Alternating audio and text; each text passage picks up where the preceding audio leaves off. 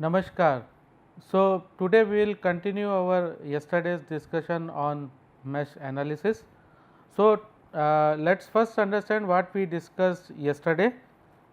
So, yesterday we saw what is mesh analysis, and we stabilized the difference between the mesh current and the branch current, and we also saw that the every loop cannot be considered as mesh, because mesh is that loop which does not contain any other loop within it, and we also saw that the mesh analysis can be done with the help of Kirchhoff voltage law. Yesterday we also discussed that the mesh analysis is only applicable to circuit that is planar. Planar means the circuit which can be drawn on a plane and it does not have any branch which are crossing one another. So, like in this case, if you see, it is not a planar circuit because it is not drawn on a plane, it is something like 3-dimensional structure. Similarly, here also we saw that it is crossing the branches, but we can reorganize and make it as a planar circuit, and we saw that the 3 steps are required for the mesh analysis, where you will first define the mesh currents, then you apply KVL or at each of the n mesh, and then solve the n simultaneous equations. We took this circuit and we stabilized that these are the equations which are the outcome of our mesh analysis, and then we can finally solve it and get the answer. We also discussed that suppose if we do not know whether we have got equal means the required number of equations or not, that can be stabilized with the help of theorem of network topology, which says that number of branches equal to number of loops plus number of nodes minus 1.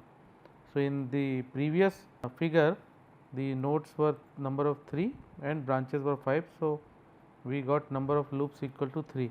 So, that means that we need minimum 3 independent equations to solve this circuit, and then we discuss the example which was essentially a DC circuit, and we stabilized that the current in 5 ohm resistance is 0.44 ampere and 1 ohm resistance is 0.69 ampere. Now, let us talk about another example. Now, this example is not the DC network, it is related to AC network as shown in the figure below, and now the objective is to determine the mesh current I1 and I2 and the current flowing in the capacitor and active power delivered by 100 voltage with reference phasor as 0.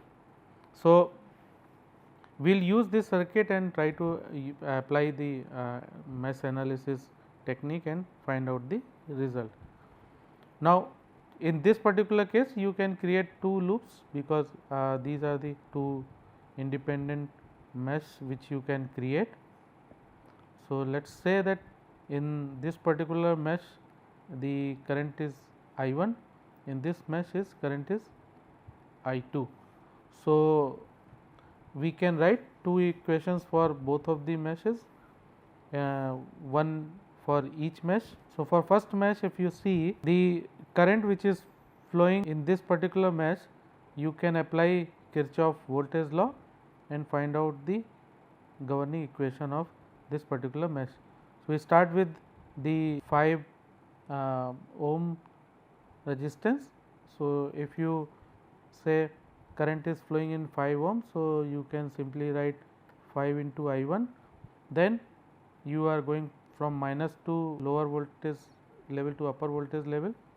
In the case of voltage source, you will simply write 100 angle 0 degree for this, and then this current will flow through capacitor So, you will write minus J4 into I1 minus I2.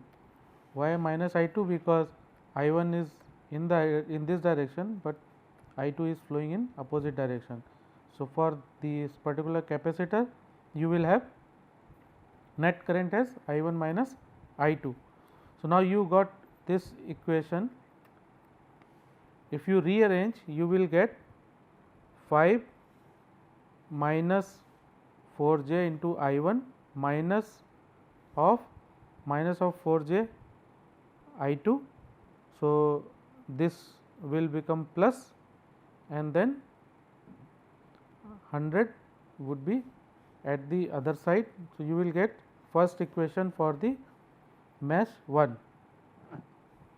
Now, if you see the second mesh, the equation you can write, if you start with 4 ohm, you can say 4 into I2 plus 3 j into I2, and then you come here minus 4 j into I2 minus I1, and that would be equal to 0. If you rearrange, what you will get? You will get 4 plus 3j minus 4j into I2 minus of 4j I1. So, if you rearrange this equation, you will simply get this equation. Now, what you have to do? You have to just simply rearrange in such a way that you can solve it. If you rearrange and solve this equation, the current I1 which you will get is 10.77 angle 19.23 degree, and I2 10.45 angle minus 56.73 degree ampere. Now, here you can see that the result would come in the form of rectangular coordinates, where you will have real component as well as imaginary component. So, using your previous knowledge of phasor calculation, you can find out the value of these currents in terms of phasors also. Now, next is what is the current flowing in the capacitor? The current flowing in the capacitor would be I1 minus I2. You just simply take the difference of both of the currents, and you will get the current which is flowing through the capacitor. Now, next, the source power, that is basically the active power you need to calculate. So, active power is nothing but Vi cos phi. Here voltage V is a reference phasor, because its angle is 0. So, we are considering it as a reference phasor, and then you have to simply put the value of current. Current would be what? Current is flowing from the source. So, what is the current? Current would be essentially the value of I1, because this is the current which is flowing from this particular side. So, you put the value of V and I. Cos phi is nothing but the angle for current I1. So, you will get source power delivered as 1.16 watt, 1.16.8 watt. Now, you can do verification also, like if you are interested to find out whether our power calculation is correct or not, you have to simply check the circuit. Here the active power can only be absorbed by the resistor 5 ohm and the resistor 4 ohm. So, if you want to know that what the power, active power being delivered by the source, you have to simply find out what the power being absorbed by these two resistances. So, now power in 5 ohm resistor is nothing but I1 square into 5, because if you see the current flowing through 5 ohm resistance is simply I1, and here for 4 ohm the power the current flowing is I2. So, you have to just simply put the value of I1 in case of 5 ohm. So, I1 square into 5, you will get the value of 579.97 watt. Similarly, For 4 ohm resistor, the power absorbed by the resistor would be I2 square into 4, and that would be 436.81 watt. So, therefore, the total power you have to just add both of them and you will get the same value as we calculated previously. So, in this way you can cross verify that whatever you have calculated in previous case is correct. Now, another example which you can take, and this is very common example you will see in books. This is balanced star connected 3-phase load, and we need to determine the value of currents flowing through R, Y and B phase. So, here also we can apply the mesh current analysis.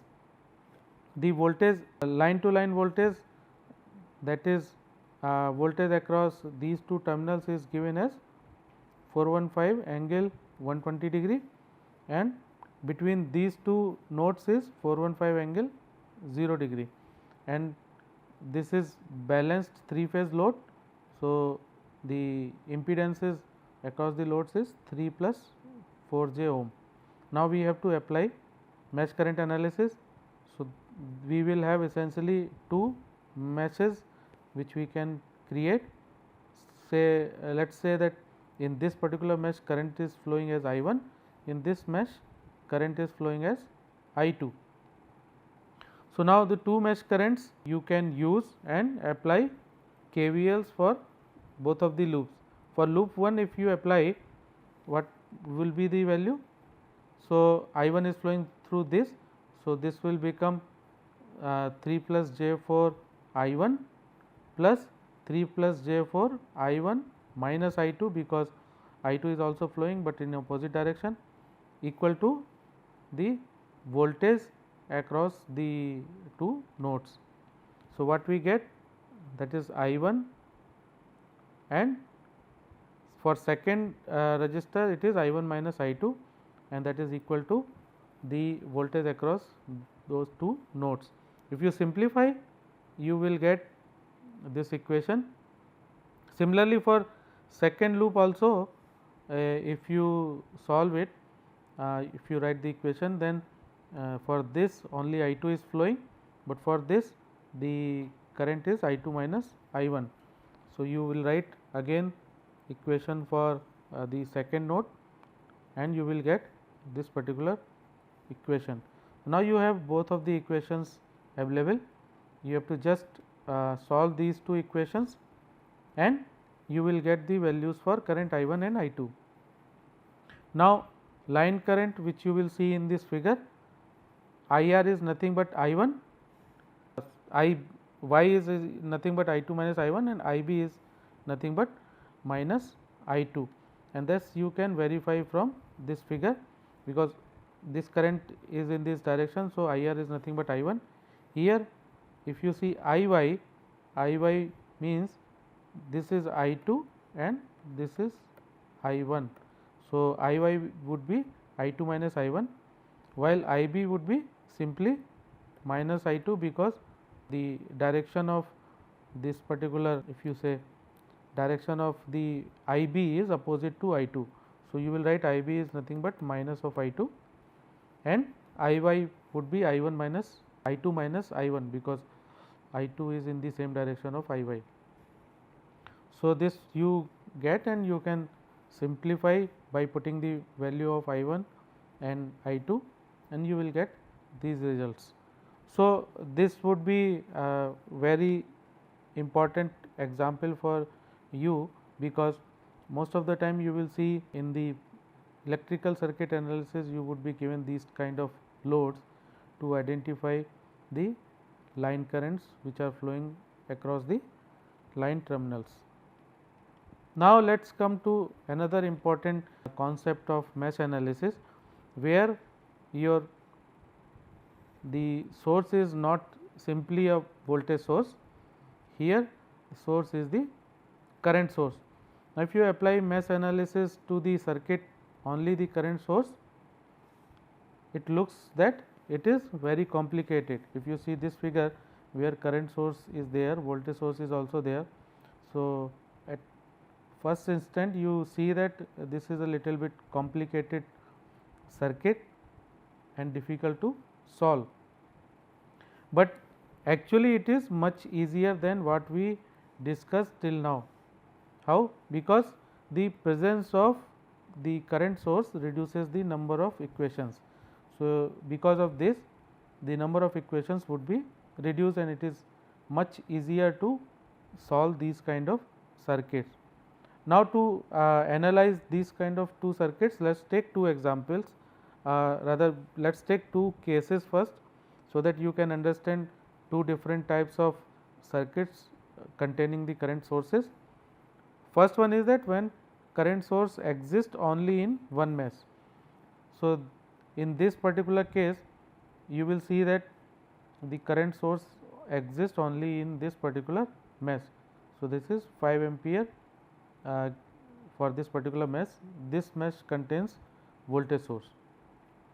So, if you see these kind of circuits, what you will do? You will set current I 2 is equal to minus 5 ampere, because the direction of I 2 we have taken as clockwise as we have taken for I 1, but the current source is opposite to what we have assumed the current for I 2. So, that is why what we will say? We will say I 2 is nothing but minus 5 ampere. So, this you can easily verify from the figure, because I 2 will flow in this direction and the current will from the current source will flow in this direction. So, I 2 would be nothing but minus of 5 ampere. Now, we got the value of I 2 straight away through inspection using this figure. What we have to do next? We have to next find out the current in other mesh. So, you have to just write the mesh equation for this particular mesh. So, what you will write? You will write simply minus 10 plus 4 into I 1 plus 6 into I 1 minus I 2, and that would be equal to 0 for this particular mesh. Now, since we already know that I 2 is equal to minus 5 ampere, you can simply put the value of I 2 in this equation and you will get current I 1 as minus 2 ampere. Now, that particular case was relatively simple, because mesh the current source was in only one mesh. But suppose if the current source exists between two meshes, where the both of the meshes are sharing the current source, then what you have to do? You have to analyze the circuit by creating a super mesh. Super mesh means you have to exclude the current source and any element connected in series with that particular source. So, in this case, if you see, this is the segment which has current source and one 2 ohm resistor connected in series with the current source. So, for our analysis, what we will do? We will remove this particular branch from the circuit while keeping the mesh currents same. So, like in this case we have two meshes, we have assumed that both are in the clockwise direction with I 1 and I 2 values. So, currents will remain same, but the link between these two meshes have been removed, because it was containing the current source. Now, what we get? We get a super mesh which contains two meshes, and we have removed the current source and created the super mesh. So, what will happen in this case? Super mesh would be the mesh having all the elements except the branch which we have removed. So, in this case this would be the super mesh, but there might be few cases where we may get two or more current sources, and then in that case we may get two or more super meshes. So, in that case what we have to do? We have to combine the super meshes who are intersecting. So, this is important thing, that if two super meshes are intersecting, then only we can create a larger super mesh. So, this particular this particular aspect we will discuss with one example. Now, let us understand how the super mesh will help in solving the circuit. Now, super mesh is required to be created because mesh analysis applies to KVL, and the KVL requires that we should know the voltage across each branch, but when we have the current source, it is difficult to stabilize the voltage across the current source in advance. So, what we will do, we will use the super mesh and apply KVL to that super mesh. So, in this case, if you apply to super mesh, what will happen? It will start with -20 plus 6 I1 plus 10 into I2 plus 4 I2 equal to 0.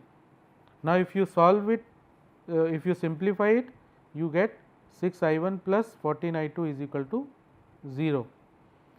Now, you have got one equation using super mesh, but since we have two variables, we need more than one equation to solve it. So, how we will get the second equation? We will get the second equation with the help of Kirchhoff current law, which we will apply to a node where two meshes intersect. That means, we will apply at this particular point. So, now if you see this particular node, what you can see? You can see I2 is coming in and I1 and 6 ampere current source are going out. So, you can simply apply Kirchhoff current law and say that I2 is nothing but I1 plus 6. So, now you have got another equation. First is this equation, second you have got from the Kirchhoff current law. Now, if you see these two equations, it is very easy to solve. You get the value of I1 as minus 3.2 ampere and I2 as 2.8 ampere. So, with this you can easily solve these kind of circuits where you have current sources connected in the network. So, let us see one example so that you can understand what we discussed about the super mesh and larger super mesh. So, let us take this circuit. This circuit contains one dependent current source and one independent current source, right. Now, we have to find the values from I1 to I4.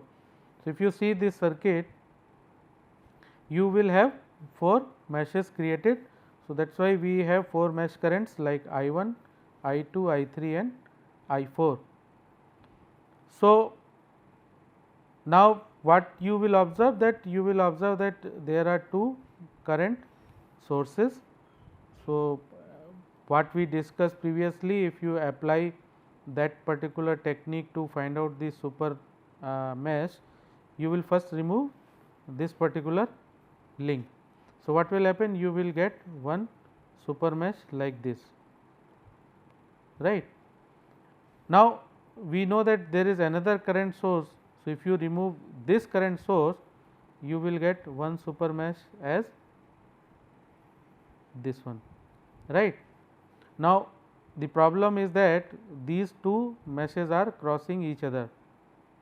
So, what we discussed, that if you have this kind of scenario where two meshes are crossing each other, we have to merge both of them and create a larger super mesh.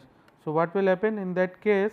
You will get another super mesh, which is the union of both of the super meshes, and you will call it as larger super mesh. So, now you get this larger super mesh. What you have to do now? Larger super mesh can be used to apply Kirchhoff voltage law. So, if you apply Kirchhoff voltage law for the larger super mesh, what you will get? Let us start with 2 ohm resistance. You will get 2 times of I1 and then 4 times of I3, then 8 into I3 minus I4 plus 6 I2, right. So, this is what you got from the Kirchhoff voltage law. Now, you have now two current sources. So, what you have to do? You have to apply KCL at two nodes where these two current sources are connected. So, for node P, if you apply Kirchhoff current law, and if you see the mesh current is I2, which is going in to node P, and the mesh current I2 is coming out of node P, and another current source of 5 ampere is coming out of node P. So, what you can write? You can write I2 simply as I1 plus 5. Now, you have got the second equation, this was your first equation. The third one which you will get is using KCL at node Q. So, here what you can say for node Q, I2 is nothing but I3, this is I3 plus 3 into I naught, because these are coming inside the node and I2 is going outside the node. So, 3 I naught plus I3 would be equal to I2. So, here you got three equations. Now, unknowns are how many? Unknowns are 4, I1, I2, then I3 and I4. So, where we will get the fourth equation?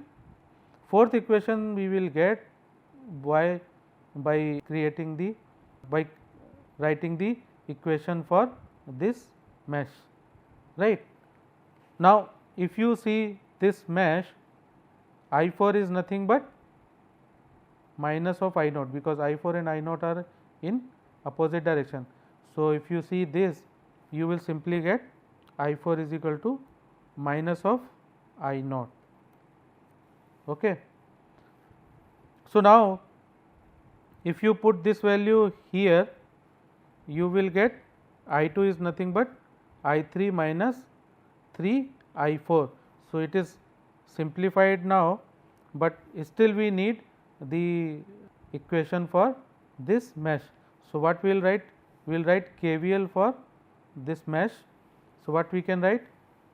2 into I4 and plus 10, because it is, we are going from plus to minus, so it will become plus 10, and then this will become 8 into I4 minus I3, and this will be equal to 0. So, you will get another equation here.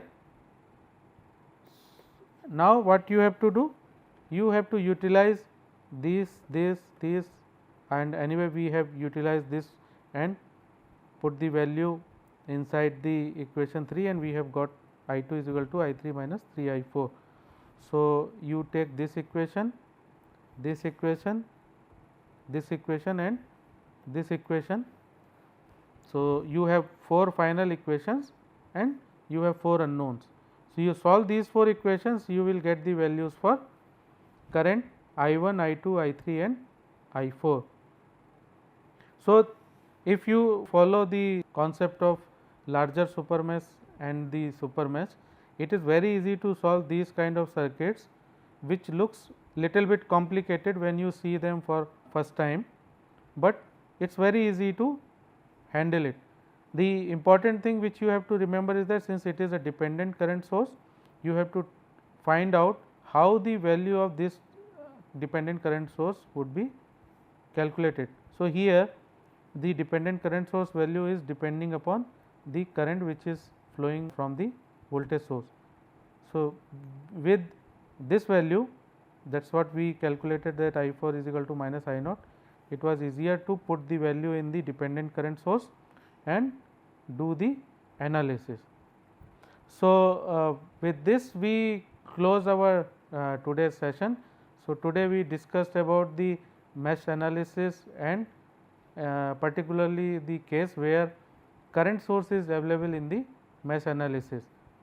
So, in the next class we will discuss about the node analysis, because that is where we will apply our Kirchhoff current law and analyze the circuits where voltage sources are there. Thank you.